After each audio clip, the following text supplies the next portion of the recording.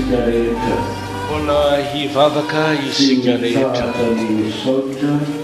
tsy mitsahatra ny misaotra, mitera, mankalaza ny anaranao zahay ry Andriamanitra resanakatana lehibe tsy tratry ny saina ary tsy azonay refesina izany kadiavana izany ka dia misaotra anao izahay no ny fitantananao anay tafavory eto amin'ity topo lehibe ankaramalaza vohitra izay nataonao hanehoana ny voninahitrao zaranao ny fitiavana mampiraisanao anay koa amin'ny alalan'i Jesosy Kristy efa niaronay tamin'ny loza tamin'ny asany devoly tamin'ny asany maizina rehetra ianao ary fahasoavana sy famindrampo no nahaton'izao anay en'izany mahatonga anay mamerimberina ny fisaorana sy fiderananao ary ankehitriny dia handre ny teninao zahay tsy afa-po amin'izay efa nomenanay ianao fa mbola miteny mandrakariva ampio izahay mba hahay andray sy hahay ikahiry izany fa aina ho any mahazo azy ny teninao ary fahasalamana ho any dia mitenena ry Jesosy fa miaino izay mpanomponao. Amen. Ny tenin'Andriamanitra izay nalahatra ho anjarantsika amin'izao fotoana izao dia ny teny voasoratra ao amin'ny epistily izay nosoratan'i Paoly ho an'ny Romanina toko 12 ny andininy voalohany hatramin'ny andininy fahavalo. Romanina toko 12 andininy voalohany hatramin'ny andininy fahavalo izay mivaky toy izao amin'ny anaran'i Jesosy.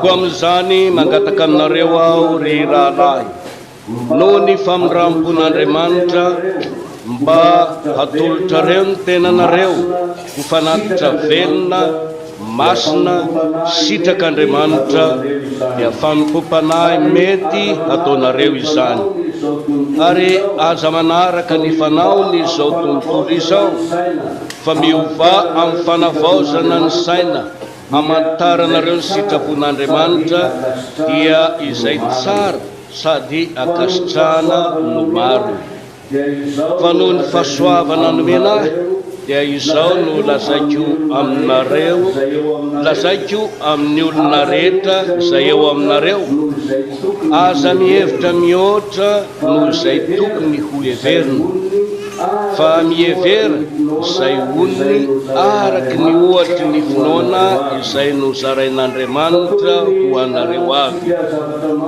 fa toy ny ananantsika zavatra maro momba ny tena iray nefa tsy mitovy asa izay rehetra momba ny tena dia toy izany koa isika na dia maro azy dia tena iray ihany ao amin'ny Kristy ary samy miara-momba ny tena isika rehetra ary satria samy manana fanomezam-pahasoavana samy hafa isika araka ny fahasoavana izay nomenantsika raha faminanina dia aoka hatao araka ny ohatry ny finoana fa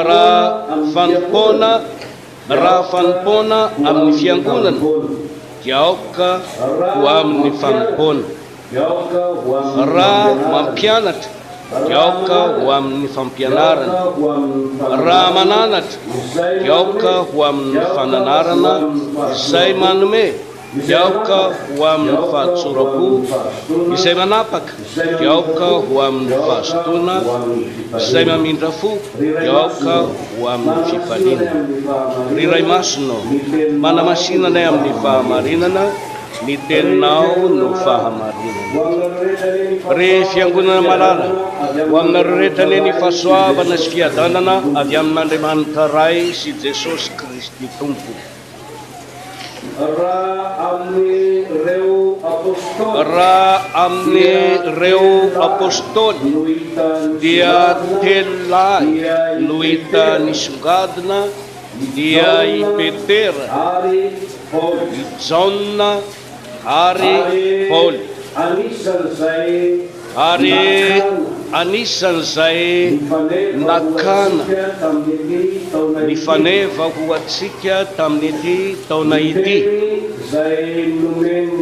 ny teny izay nomen'ny Paoly ho an'ny kristianina tany Efesosy. Ary ity teny ato amin'ny epistily ho an'ny romanina ity kosa no nandraisana ny anjarantsika amin'izao andro izao, teny izay tsy mahay misaraka amin'ny fiainan'ny fiangonana tao Roma sy ny fiainan'ny Paoly, ary koa manana ny fiatraikany amintsika kristianina dia Madagasikara amin'izao andro izao. Fampianarana pratika na ny fampiarana ny fiainana kristianina no resahin'ny Paoly amin'ity epistily ato amin'ny toko faharoa ambin'ny folo ity. Matetika dia betsaka ny manonona ny tenany ho kristianina, fa ny tena maha izy azy anefa tsy kristianina, fa mbola ao amin'izao tontolo izao ihany. Ny zava-misy dia ny tenan'ny Paoly no nafindrany ho fampianarana ho an'ny kristianina tao Roma. Dia izao zavatra izao no zava-misy fantatsika rehetra fa i Paoly dia jiosy tany am-pialezana, ary nampianarana ny fomba finoana na ny fotom-pianarana jiosy izy, ary anisan'ny olona tonga mpampianatra na tonga nafanafo tamin'izany finoana jiosy izany. Ary izao anefa no zava-nisy raha tao amin'ny fahazazany ka nampianarina tamin'ny fitarian'ny mpampianatra malaza dia Gamaliela, dia tonga nafanafo ka rehefa niseho ny fampianarana kristianina izay notoriana nambara tamin'izany fotoana izany, dia neveriny ho karazam-pinoana sekta ny forona izany fivavahana kristianina izany, ka nitsangana ho mpiaro fivavahana jiosy izy. Ary tao anatin'ny fiarovana izany fivavahana jiosy izany no niantsoany Jesosy azy hifindra hiala tao amin'izany toerana izany ho amin'ny toeram-baovao, ary nampahafantarina tamin'izany fotoana izany fa tsy afa miala amin'izany fiantson'ny Jesosy azy izany izy, ary tsy afaka handà izany. Ary dia tena niova tanteraka tokoa izy rehefa avy nametraha-tanana fa nitsangana ho vavolombelony Jesosy Kristy. Ary hoy izy amin'ny taratasy izay nosoratany rehefa milaza an'izany izy hoe fantatro izay noko,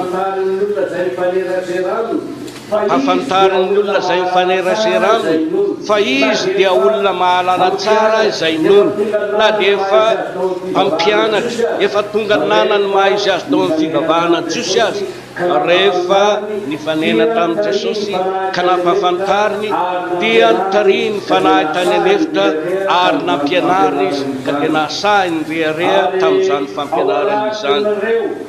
Ary ao anatin'ireo olona izay nampianarina nisy ny tsara azy na nameloka azy, ianao olona tsy nifanena tamin'i Jesosy, tsy niara-dalana taminy, ka ahoana no hitsangananao apôstôly.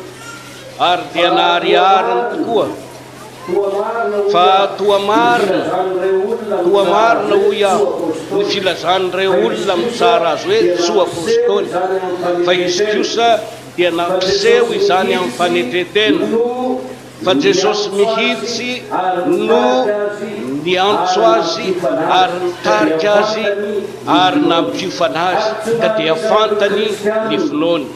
Ary tsy mba anisan'ireo kristianina toy ny tsikafokafona izy ka atolaky ny rivotra makatsy na makaroa dia mirona makamin'izany, fa tena lehilahy marina tafahoana tamin'i Jesosy izy ary izay toerana nalehany dia nanambarany izany.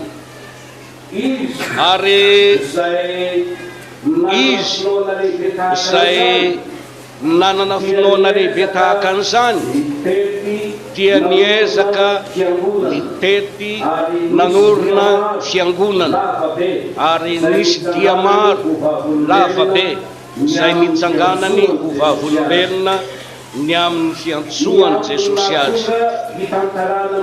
Ny antony nahatonga hitantarana amintsika an'izany dia zao: ity fiangonana tao i Roma izay nanoratany ny taratasy ka andraisana ny anjara tonteny ho antsika dia zao: fiangonana naorina laika, tsy mba apôstôly na ny mpianatra zay teo akaikin'i Jesosy ny nanorina azy, fa olona zay sendra ny fifoazam-panahy tamin'ny Pentekosta voalohany, izay nahita ny fampianarana nataon'i Petera ary dia nanolo tena tao batisa, ka rehefa nahazo izany izy dia lasa niverina nakany Roma.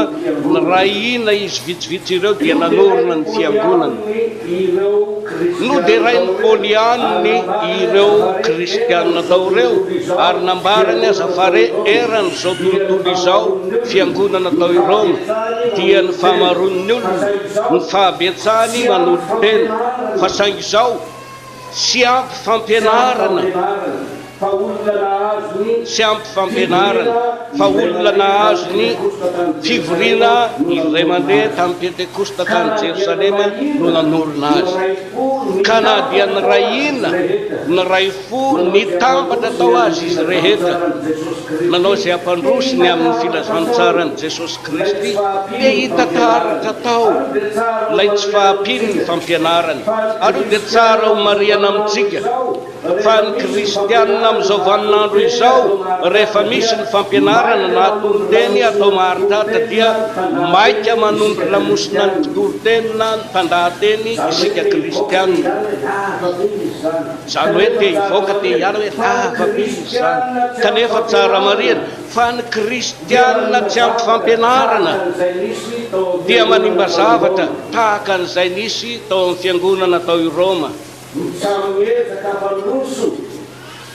Samy miezaka hampandroso ny filazantsarany Jesosy Kristy, kanefa mbola niavaka ho jiosy, niavaka ho jentilisa, niavaka ho aviatsy, niavaka ho avaroa, ary samy nanindraindra ny tenany, nananao ny tenany ho mahavita zavatra ao anatin'ny izany fiangonana izany.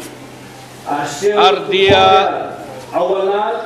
asehon'ny Paoly ary ao anatin'ny ity taratasy ity ny amin'ny tokony hitoerana tsara hamahatra aloha.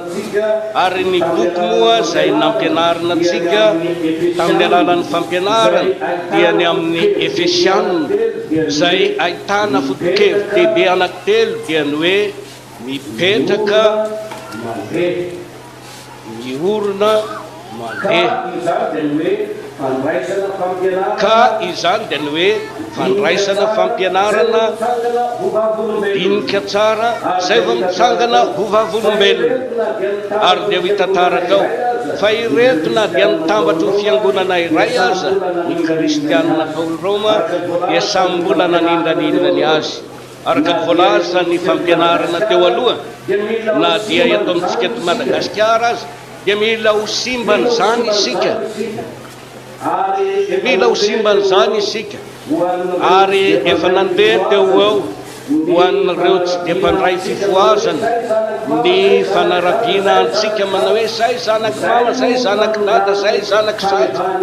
Zay no fanirany fanevany antsika satria nahoana tsy fantatsika izay inaotsika fa fanapo fotsiny hoe amonjy raharahany amin'ny toby dia zavatra hapahany.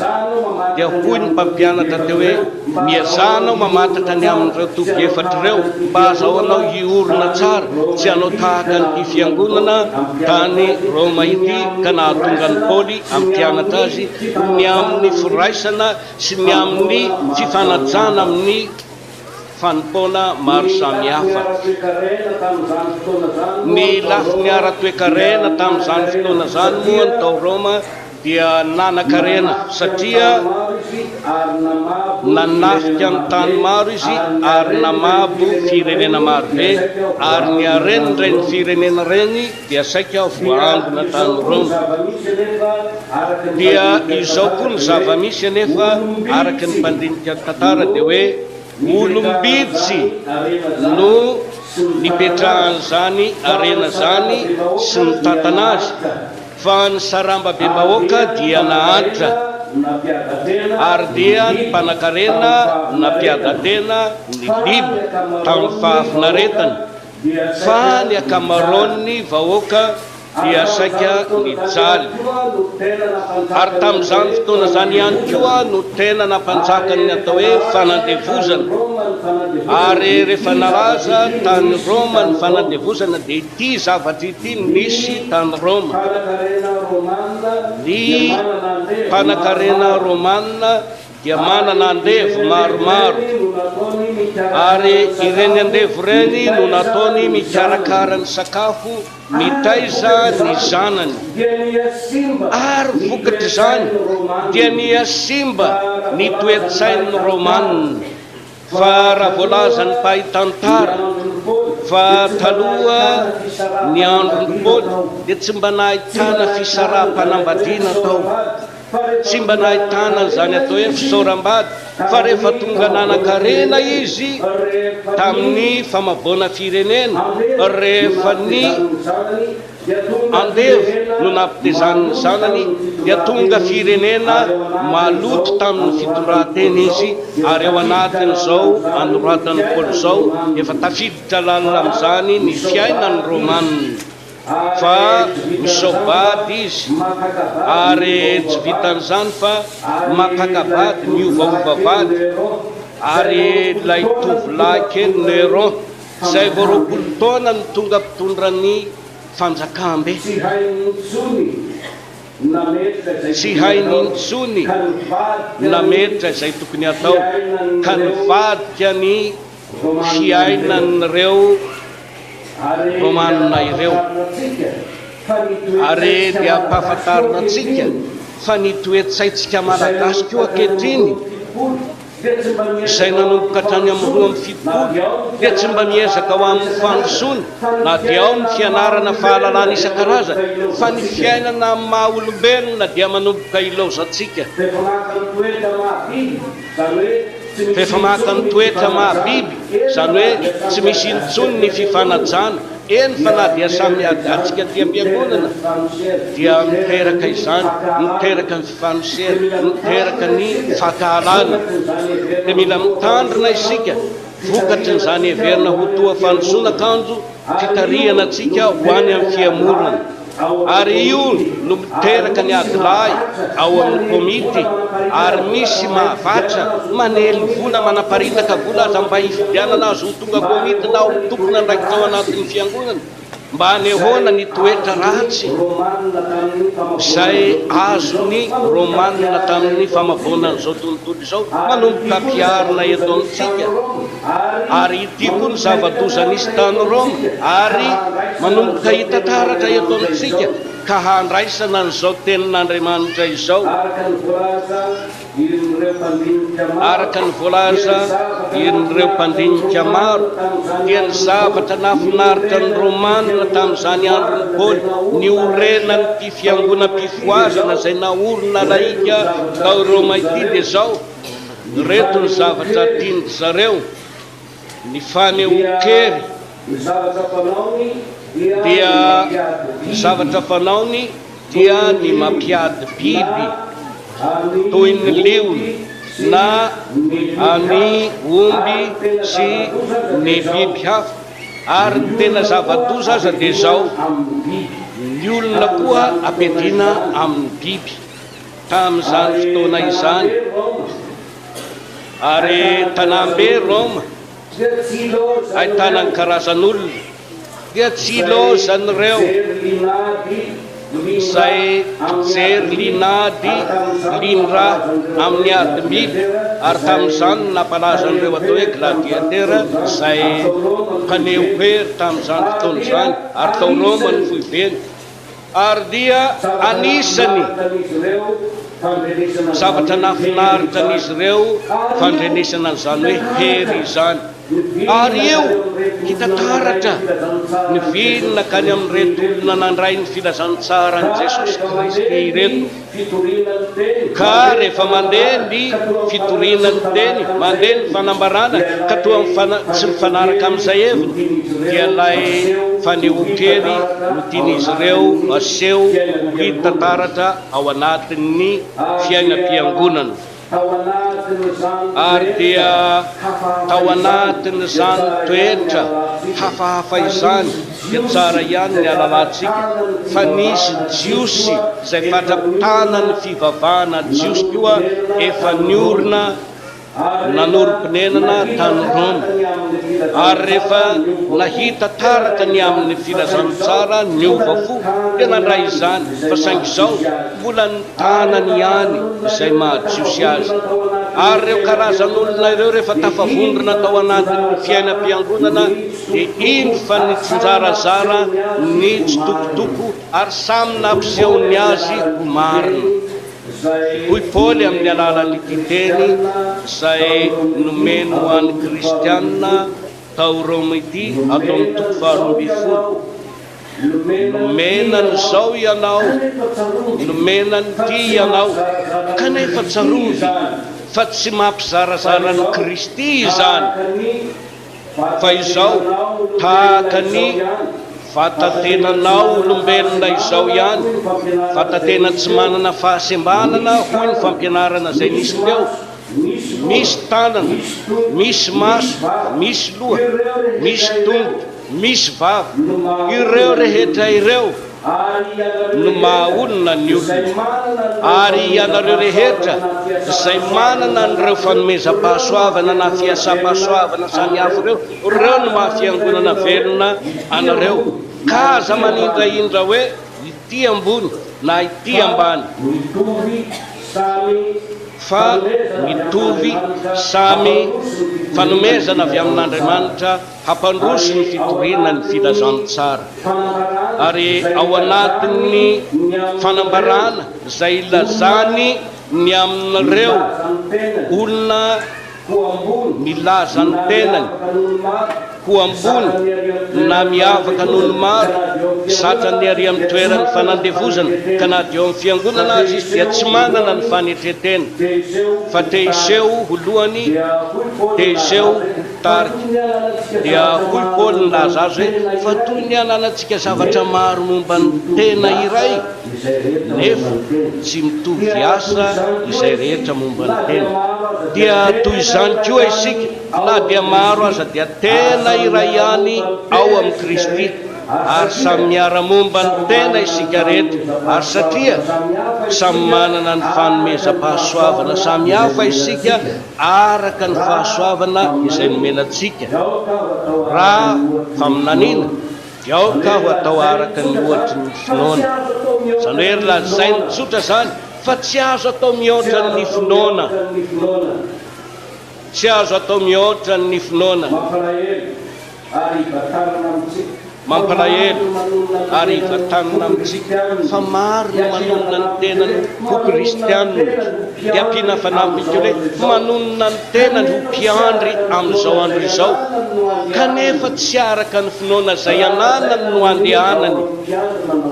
Raha lazaina amin'ny ao amin'ny mpiandry manao hoe tsy mifoka sigara, tsy mamady draza na tsy mamonjy balina, fa saingy zao mandihy izy asany dina hafa noho ny balina tsy fantatry zay kristianina tsy mahalala zay inony kristianina tsy mahay mametraka ny toerana amin'ny finoana zay nomen'Andriamanitra azy tiny ny maka ny anarana hoe kristianina fa tsy hainy ny mitoetra sy mivelona amin'izany ohatra iray ihany io fa isika rehetra dia mahafantatra fa mihoatra lavitra noho izany ny zavatra iainantsika kristianina ankehitriny dia sanatria mivava ve dia jentilisa avokoa ireo mpiasa amin'ny toerana maro samihafa mampitaraina ny vahoaka ankehitriny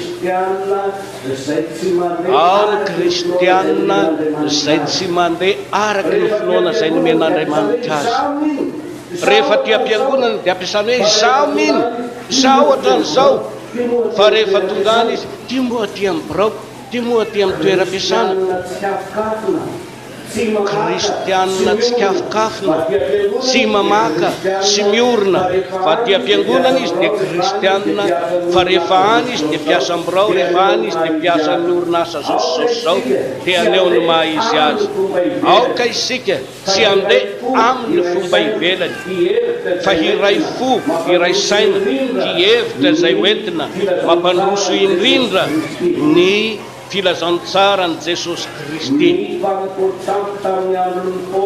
ny fanompoatsampo tamin'ny andron'ny Paoly tany Roma dia izao samy nahazo mivavaka tamin'ny Andriamanitra zay tiny ny olona tamin'izay fa ny Andriamanitra tokana zay tsy maintsy niarahany izy rehetra mivavaka taminy dia ny mivavaka tamin'ny sariny Kaisary ny ombonan'izy rehetra io ary io tsy nakasitrahany jiosy io ary tsy nanakiakoaka tamin'izany sary ny mpanjaka izany ny jiosy ary noho izany rehefa tsy nanaiky ny akoaka tany amin'io sary ny mpanjaka io ny jiosy dia nanjary nanapatra ny heriny zay hoe na ny Kaisara za tsy mampionika anay dia nety ny tao anatin'ny fiainam-piangonana izany fa tsy nandefitra izy fa ny mahajiosy zay mifora azy mahajiosy mpitandrina ny sabata azy dia mbola tanany ihany mbola ny tanany ihany ary dia tena ho natsiaro sahirana ny kristianina eo anatrehan'izany no ampianaran'ny Paoly sy ampiorenany azy tsara mba hahay ifanaja reo samy kristianina ireo hitodiana amintsika mpifoa ankehitriny firy amintsika nomba miezaka ampianatra ny mpiarabelona amintsika hanoro lalana azy fa ny zava-misy ary hitarainany ary indraindray any dia atoa miteniteny foana azy ny fiheverany sasany azy ireo komity na ireo brown firaisan'ny fifoazany manao ny fanotsiana amin'ny janontsika mpiandro misy zavatra maro be asaina mba tandremina fa rehefa makaty amin'ny toby ohatran'izao dia tena mampisaotra an'Andriamanitra ary mampitena dia tena mahafinaritra ny fiainany reto zanaky ny fifoazany reto fa saingy izao mitaraina ireo mpiandraikitry ny fitandremana fiangonana isam-pileovana any amin'ny synodam-paritany any fa ny fitafiana ny fietsika dia tsy hita zay mampiavaka ny mpiandry ny mpifoa amin'ny zanaky izao tontolo izao tsy hita izay mampiavaka azy tsy miompika amin'ny fanompoatsamo tokoa isika fa ny fitafy sy ny fombatsika ny fiainatsika dia manoatra lavitra izao tontolo izao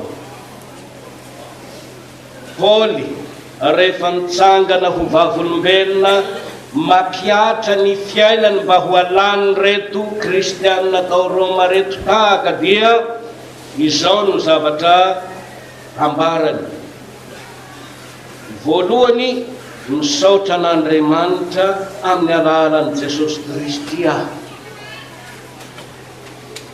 misaotra an'Andriamanitra amin'ny alalan'i Jesosy Kristy ilay olona noenjehany teo aloha, ilay tari-pivavahana ny enjehany teo aloha no nasandrany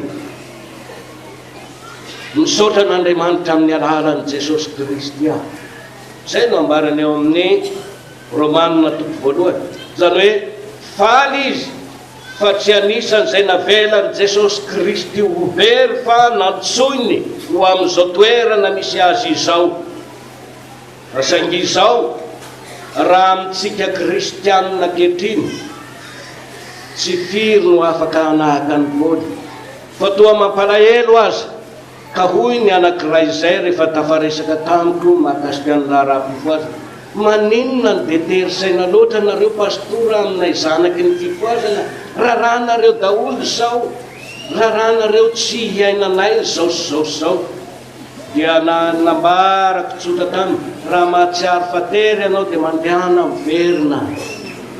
Raha zavatra hatery haneriterenanao zany angejananao, aza mitofa mandehana. Tsy zany androana ohatran'izany no ilako aminao pastora, fa izao mba halefao io fitsipika io tompo tsy azo lefana hoy aho, fa raha mbola te hiaina amin'izao tontolo izao dia mandehana aloha. Ka rehefa mahatsiaro anao fa hitanao hoe ato no misy mifahafana dia miverena amin'izay. Fandroana tahaka an'izany ve no asetrinao ny mpafanontaniako? Io tsy fandroananao fa fanomezana fahafahananao, raha zay no eritreretinao hoe fahafahana miaina tahaka an'izay ataon'izao tontolo izao. Toa sarotra amintsika ny hiaina amin'izany atao hoe fiainana maha-kristianina miaraka amin'ny Jesosy izany. Sarotra amintsika dia nivaliny anefa tena faran'izay mora raha velantsika hanjaka ao anatintsika Jesosy Kristy tahaka ny an'i Paoly. Nahatonga ny Paoly ilay lehilahy henjana ridiриdy zay nanenjiky ny fivavahana kristianina maneran'ny tanàna andeha hivoaka ny faritra aza dia zao: rehefa velona tao anatiny Jesosy Kristy ka nila zany hoe tsy izaho intsony ny velona fa Kristy ny velona ato anatiny. Rehefa navelany ho velona tao anatiny Jesosy Kristy, maivana taminy niatrika tamin'izany niala tamin'ireo atao hoe fomba mpivavahana jiosy.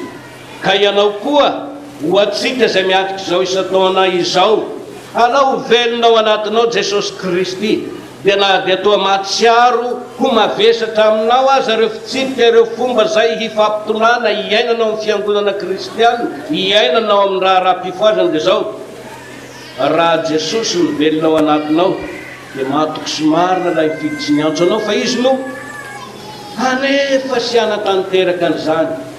Raha amin'ny herintsika na amin'ny fombatsika dia tsy vita ny fanarahana nareo zavatra hiainanao anatin'ny fiangonana kristianina, fa rehefa velantsika hanjaka eo amin'ny fiainantsika tokoa Jesosy dia hatsiaro fifaliana isika rehetra. Fa ity no zavatra tena tsy mora amintsika kristianina ankehitriny. Sara ireo fangatana vavaka zay nalefantsika amin'ny plaza raharaha, mangataha anisan'ny famporisihana atao amin'ny tenin'Andriamanitra amintsika zany. Fa saingy izao matetika ny zavatra angatahantsika dia tsy ny hananantsika ny fiainana mandrakizay, fa ny ahatonga antsika anam-piadanana, fiadanan ratsy eto amin'ity tontolo ity. Ataoko hoe fiadanan ratsy satria nahoana? Matetika ireny dia mahatonga antsika tsy atoky an'Andriamanitra na hiakina aminy. Voalaza ny soratra masina ohatra atao amin'ity toerana anankiray any Mpanankarena: naka-piambina efa ho efapolo lahy izy miambina ny tanàna. Nefa rehefa nambara taminy: manahoana ty voalaza ny salamo ato amin'ity fa 720 sy 920 ity amin'ireo mpiambina be dabenao reo? Io dia nomen'Andriamanitra fahendrena koa aho mba hametraka an'ireo. Voalaza ny soratra masina satria manana arena sy fananana be izy, dia nanjary tsy natoky an'Andriamanitra mihoatra noho ny mpiambina izy, mpiambina no lasa zava-dehibe aminy. Nefa koa dia betsaka ny mangatakarena mampivily azy tsy anaky-po amin'Andriamanitra. Ary tsy zany ihany fa mbola misy zavatra maro zay heverintsika tadiavintsika hanolorantsika tena ho an'Andriamanitra, dia mba hananatsika fifaliana sy fiadanam-po eto amin'izao fiainana izao. Fa ny amin'ny fiainana mandrakizay kosa tsy firy no mikatsaka an'izany, tsy firy no maniry izany, ka asaina hitandrina ary isika hiray fo, hiray saina, hifanaja fa zany ny olona ao amin'ny Kristy, ary manaiky ny fifanompoana maro samihafa, fifanompoana maro samihafa. Pastora manompo ny kristianina mahay manompo ny pastora, zany hoe manaja antsika amin'ny fitoerana misy atsika. Hay ny pastora ve manaja ny kristianina entiny? Hay ny komity ve ny manaja ny mpitarika azy? Haitsika kristianina ve ny manaja ireo fiasam-pahasoavana maro samihafa ao anatintsika, sa samy te ampisoravina ny tenatsika avy isika rehetra? Io no tadiavin'Andriamanitra iray fo, iray saina, ahay ifanaja, ahay ifanompo, ho fampandrosoana ny asa mandraharaha ho voninahitr'Andriamanitra. Dia voninahitra ny eo an'Andriamanitra ray zanaka ary fanahy masina zay fazy hatramin'ny taloha ary mbola ho azy mandrakizay. Vavaka isika rehetra, isaoranay ianao Andriamanitra zay mampianatra anay mandrakariva ho amin'ny fiatrena, ka hanaiky an' Jesosy Kristy ho tompo sy mpamonjy tarika hanjaka eo amin'ny fiainanay. Ary ampio izahay mba tsy hikatsaka ihany ny zava-tsono tany, fa ahay an'olo-tena, ahay anetri-tena tahaka ny nataon'ireo mpanompona amin'ny fahizay. Ary ampio izahay amin'ny androm-piainanay mba hiankina aminao, fa tsy amin'ny fivoriana toy izao ihany na amin'ny fotoan-tsarotra zay lalovanay, fa ny androm-piainanay manontolo dia mba hamirapirata ny voninahitrao amin'ny anaran'i Jesosy manarina sy angatahana ny tonim-bavaka. Amen. Tsangana raiso ny fitahina. Re fiangonana malala ho aminareo rehetra ane ny fahasoavan'i Jesosy Kristy Tompo, ny fitiavan'Andriamanitra ray ary ny fampiraisana avy amin'ny fanahy masina. Amen.